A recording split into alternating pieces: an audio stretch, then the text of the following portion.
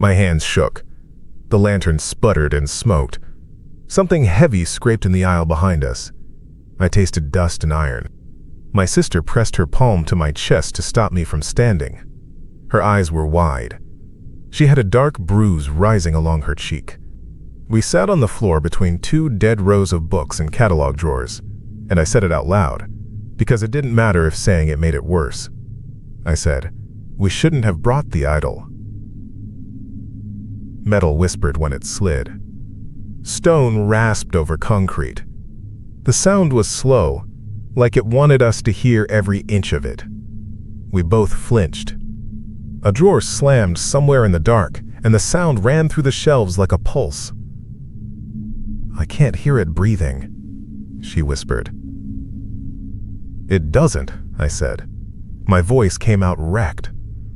"It doesn't need to." We were crouched where the old atlas case had flipped and broken. It had gone down hard when the ladder toppled. That had been the violent thing. The ladder had clipped her shoulder, then cracked on the floor. After that, the idol had scraped away into the aisle, not fast, just steady, like it knew we couldn't keep up. The lantern burned low. The oil had a sour smell. Stale dust scratched my throat. Every swallow hurt. Another scrape. Closer. Then a pause, like it was waiting. I wanted to look. I didn't. She squeezed my sleeve and whispered, "We can't stay here." I know. Then we move. On 3. Don't promise to run. Just run. I know. We had been in the basement archives for hours. It wasn't supposed to be hours. I had told her it would be quick. I had told her it was a simple job. Take the thing, check it, bring it back to the others. We had the keys. We had the notes. We had the old words. She had trusted me. I had trusted the words. Our congregation made us into people who took things that were too old to belong to anyone. We owed the old ones, the ones who taught us how to do it. They said there was a piece we needed in the forgotten library, in the locked cabinets, in the basement. They showed me an index card that had been copied from someone's notebook. Special Collections C17. Guardian, the card said, and then a symbol that looked like a circle with a notch. Recover, catalog, return before dawn, the elder had said. Do not speak the old name. Do not vow in its presence. Do not break any vow you carry when you face it. I thought I could keep that. I told my sister we would be in and out and no one would know. I shouldn't have brought her. I say that now. I didn't say it then. We got to the library after they locked the glass doors upstairs. We used the side entrance that still had a simple lock. We went down the back stairs and through the fire door. The air got colder. We passed the catalog drawers, all those little wooden faces with brass handles. Some of them stuck out a little. Some were missing. We set the lantern on the desk in the small reading room. The flame jumped and then settled. My sister coughed. The dust tasted like paper and chalk. The cabinet was in the last range, against the wall. It had 3 locks and a strip of wax across the seam. I pressed the key in and turned. The wax cracked. The smell that came out was old and dry. I could feel it settle at the back of my tongue. We opened the doors. Inside, on a cloth that flaked when I touched it, was the idol. It was the size of a loaf of bread. Stone. Dark, not from polish, just from age. It had a head too big for the body. No eyes. No mouth. No marks I could name. It had a flat base with a rough edge. When I ran my thumb along that edge, grit came off and stuck to my skin. It made this tiny hiss when I set it on the table. My palm felt cold where it had rested. We should just take it and go, my sister said. She had a scarf around her hair to keep out the dust. The scarf was gray by then. "We need to note it," I said. "Catalog, then return." That's what they said. Keep the order. A drawer slammed in the next room. We both froze. Nothing else moved. "The pipes," I said. "They slam sometimes." She didn't answer. I pulled out the cards. I set one on the table. The pen scratched. Ink blotted and bled into the fiber. My writing looked like I had done it left-handed, even though I hadn't. I wrote the call number from the copied card. I wrote stone figure. I wrote unknown. The lantern sputtered and then steadied. We learned to touch and turn and note lines and wait. I tried to do that. I put my fingers to its sides and turned it. The surface was rough. It gave a little resistance, like it didn't want to show me the back.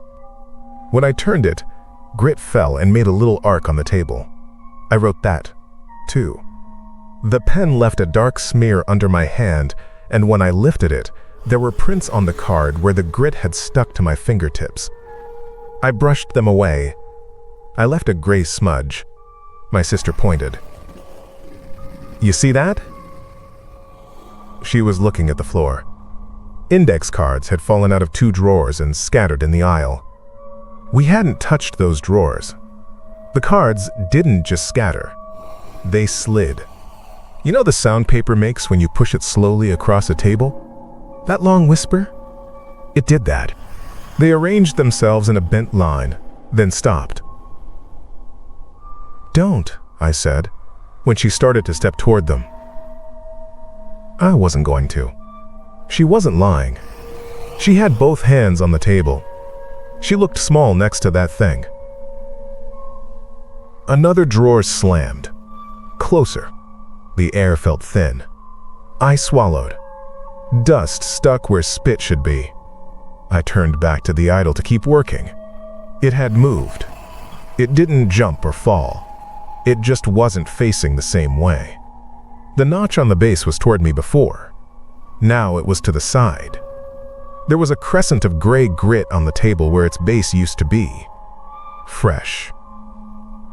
"We leave it," she said. "We put it back in the cabinet, and we leave it." I said, "We have to bring it to them. We promised. They need it for the rite." "You promised them," she said. "I didn't." She was right, but I had asked her to help me. That was a promise inside a promise. We tried to put it back. I wrapped it in the cloth it had been sitting on and lifted. It felt heavier than it had a minute before.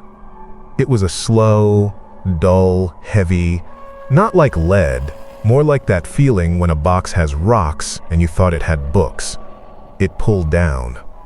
My fingers scraped over the grit on its surface and I felt it grind under my skin. I hissed. The grit caught under my nails. It made my hand feel dirty and weak. We carried it back to the cabinet. I held it. My sister held the doors. The lantern made a whining sound. The flame dipped and then came back. We set the idol down on the shelf. I pulled my hands away. My fingertips were gray. I lifted the door. It didn't want to close. "It doesn't fit," she said. "It's not the same." It should have fit. It had just come out of there. I pushed. The door touched stone, though I couldn't see where. I backed it off and tried again. The idol wasn't centered anymore. It was nearer the edge. I hadn't moved it. I know the feel of a thing when you lift your hands and it goes still. This didn't go still. It waited for my eyes to go to the hinges and then it was closer. Another drawer slammed. This one was near my ear. I jerked. The cabinet door slammed shut with the movement and bounced open again. The idol sat with one corner over the lip and left a smear of grit down the wood. I swore and pushed it back with my knuckles. It moved, but it took more force than it should have taken for something that size. We stood there with our hands on the doors. We stood for too long. The scraping sound started up again, somewhere behind us. "I can do the binding," I said. The words felt thin. "We can bind it here. Then we can carry it. I know the words." "You know a piece," she said. She kept her hand on the door. Her other hand rested on my arm.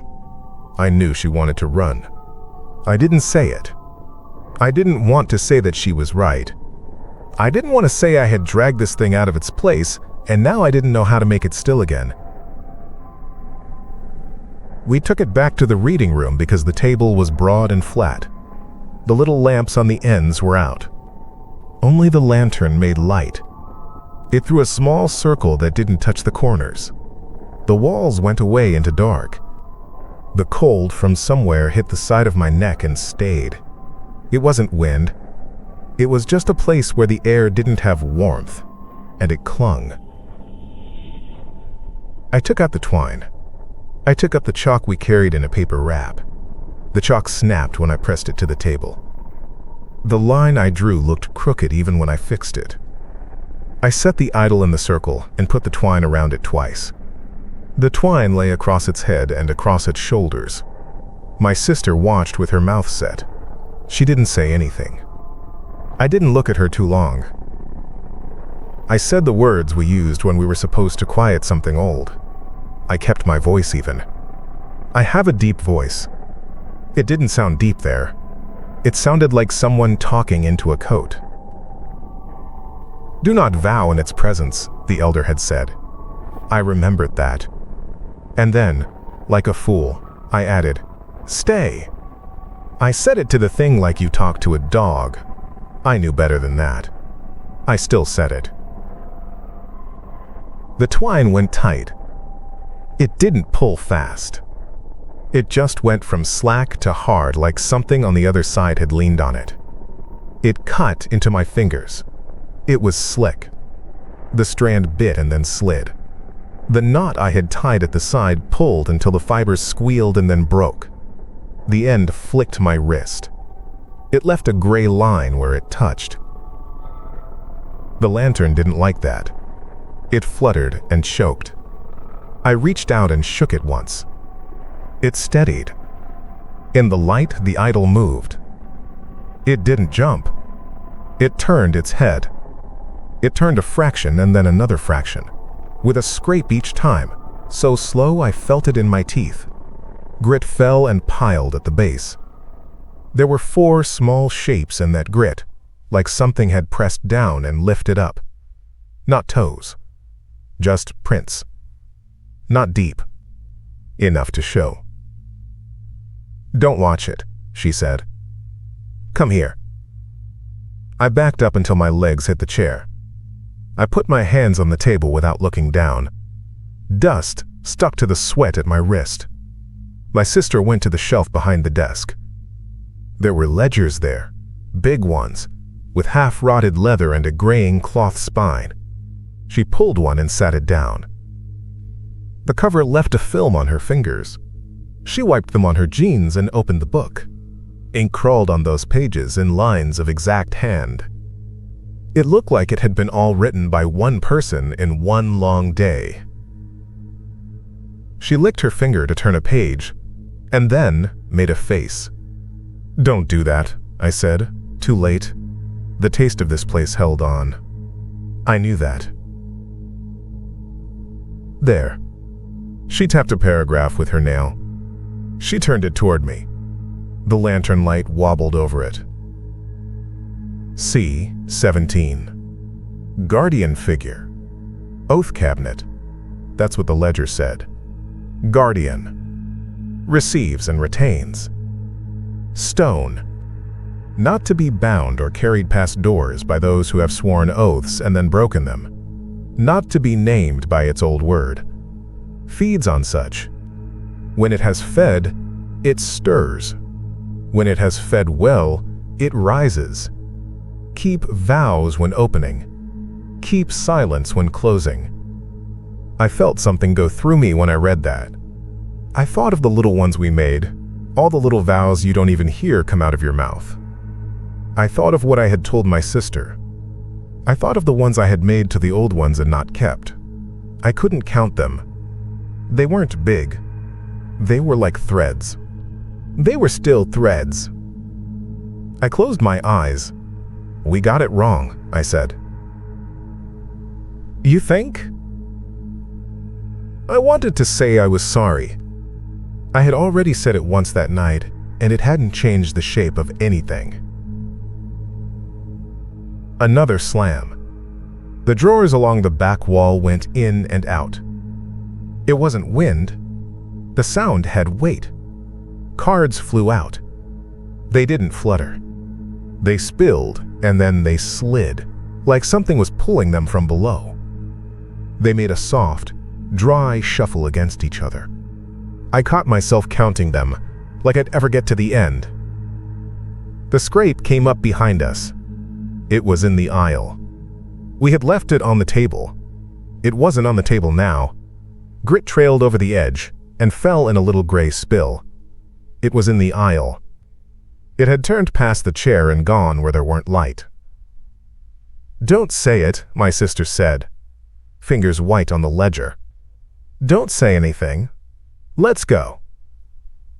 She didn't mean leave. We both knew we couldn't leave it loose. We couldn't go upstairs and wait for morning and tell a janitor he needed to watch his ankles because the idol was hungry. We had done this. We had to fix it. That was the other thing we had been taught. We went after it. The aisle looked like a throat.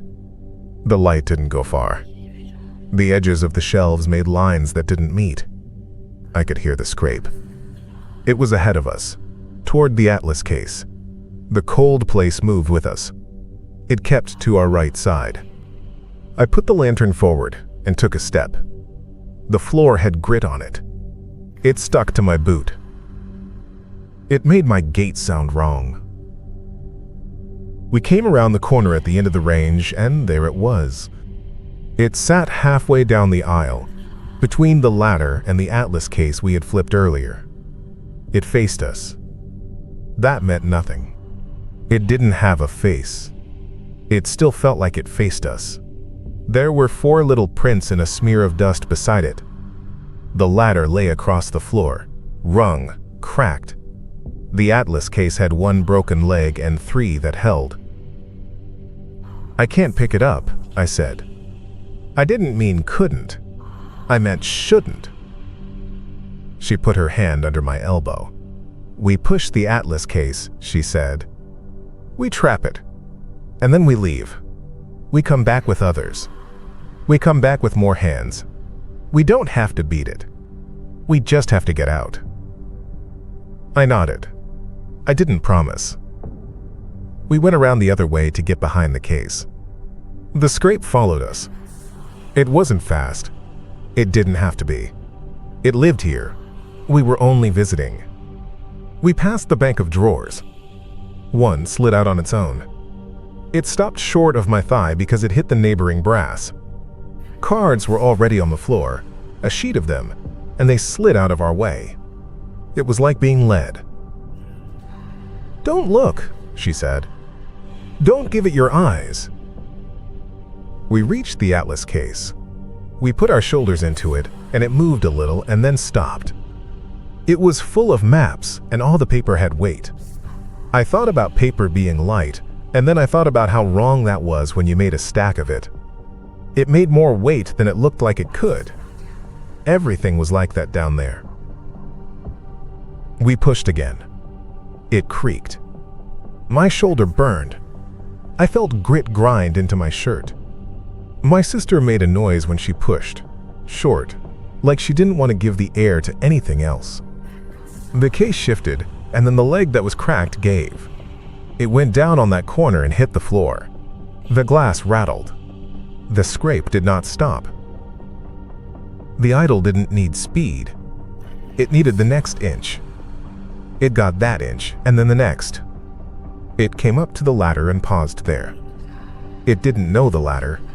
It didn't know anything. It was a weight going in one direction to find a piece of us it could keep. Again, she said. She looked pale in the lantern light. The bruise on her cheek had gone from pink to purple. There was dust in the corner of her eye. She wiped it away with her knuckle. The skin there had grit in it. It left a tiny cut. We put our backs to the case and we pushed. The legs snapped. The case came over like a herd. It fell into the aisle. The sound it made when it hit the concrete was a crack that I felt in my ankles. Glass gave. The first shelf of the range beside it shook. Books lurched and then went over in a slow pour. The first shelf pulled at the second. The bolts in the floor held too long and then didn't. The range fell across the aisle. It wasn't a neat fall. It twisted a little and then the whole thing went. A metal crash that filled the room and then kept filling it because the sound didn't have anywhere to go. Dust hit us like a sheet. The lantern jumped in my hand and I thought it was going to go out. It didn't. It just burned low, like it was holding its breath. Something groaned. That was just wood under the weight. A drawer near my knee slammed itself shut. The scrape started again from behind the fallen case and the collapsed range, then stopped. Then started. Then stopped. It was trapped, or it was just moving through smaller spaces now. I didn't know. I didn't want to put my head down to the gap to see. "We go," she said. "Now." I nodded. I picked up the lantern by its wire. The handle was warm. The metal left a smell on my palm. We backed away. We didn't turn our backs. I could feel the cold at my right arm. It moved when we moved. It wanted to hang on. I didn't let it. We went past the bank of drawers. The cards on the floor had made new shapes while we were shoving. They lay in straight lines and angles. I tried not to see it. You know how you read without trying? How letters just make words on their own, even when you don't want them to? It was like that. 2 names. I stopped because my feet stopped. My sister bumped my shoulder. She saw what I had seen. It said my first name in the gap between the drawers. It said hers under it. The handwriting was nothing. It was just letters because index cards with letters on them had slid, and they happened to be in the right places. I told myself that. It didn't matter. It still had our names. The drawers beside them banged and then banged again, like hands hitting a door. "Don't," she said. I didn't know if she meant don't look or don't say the names out loud. I didn't do either. I stepped around them. It wasn't far. I made it hard for myself by stepping around and not on.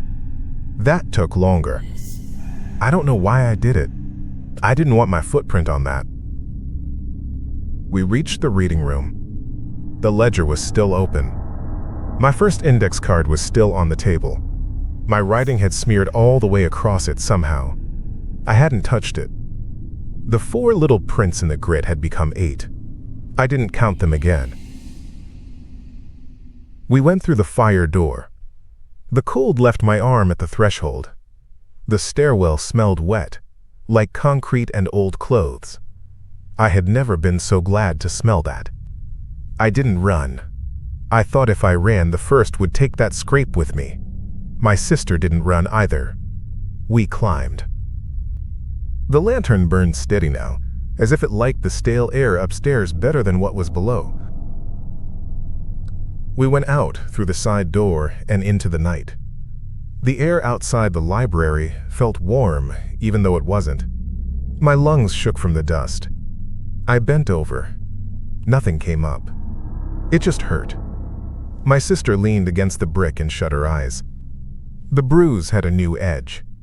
There was a small tear in her sleeve where the ladder had caught her. It had dried blood on it. She was alive. I was alive. We didn't go back in. We didn't take the idol. We didn't finish the task the old ones had given us. I broke that vow clean. I broke it again when I didn't show up at dawn. Sometimes you break a thing so there's no half left of it to call a promise. We walked home along the quiet streets with the lantern cold in my hand. We didn't talk. When we got to our building, we went inside and washed our hands in the sink until the grit finally lifted and went down. The water in the bowl looked gray. The sink kept that ring for days. The dust in my throat kept the taste of paper and chalk for weeks. It's there now if I think of it. Our elder called me a coward when I didn't bring the peace. He told me I should have kept the order. He told me what I cost them. My sister didn't let me talk. She took the blame that didn't belong to her. The elder said he could find another who would keep vows. He hasn't called me again. I tell you that because I don't want to hide it. I don't want to make myself sound better than I am. I can still hear it. Not in the house. Not in the hall when I'm alone. Not at my door. I am not trying to scare you. I mean in my head when I close my eyes the wrong way. I hear it in the blank space between noise. Scrape. Pause. Scrape. It sounds like stone on your teeth. It sounds like a drawer that sticks and then gives. When I breathe, sometimes I feel the cold at my right arm. I keep it away by not saying things I can't keep. I don't promise anything anymore if I can help it. I have learned to keep my mouth shut. It doesn't fix what I already did. My sister says we did the right thing. She's probably right. We sealed the fire door with tape and paper. We told ourselves that would help. We know it won't. That thing lives there now the way it always did. It will take its food where it finds it. We went back once, in daylight. The city sent a man to fix lights and clean. We stood across the street and watched him carry a bag inside. He came back out as normal as he had gone in. He didn't cough. He didn't look back. We didn't see any gray on his hands. Maybe it sleeps in the day. Maybe it only stirs for us. I haven't told the others where the cabinet is. I haven't told anyone how the drawers moved or how the cards lined up. I know that makes me the worst kind of liar. I am locking a door with words and hoping it sticks. It won't. I know that too. When I try to sleep, I see the ledgers. I see the 4 little prints in the grit, and then 8, and then too many to count. I feel the twine go hard in my hands. I feel it slide. My hands still have the small cuts from the fibers. They were red, and then they weren't. They feel like they should be there. The cuts are gone now. The feeling is not. If you go down there, don't ask it to do anything. Don't tell anyone what you will do. Don't even tell yourself you will try. If you can't help it because you were made the way we were made, if you have to fix the thing you broke, then tip a shelf in front of it and go. Don't look at the cards. Don't read what they say. Don't say your name. Don't say anyone's name. And if you hear it on the other side of whatever you fall, the scrape that doesn't rush and doesn't slow, keep moving. Don't promise yourself you will never hear it again, because you will. That steady scrape of stone, it's there, and it isn't going anywhere, and it knows how to wait.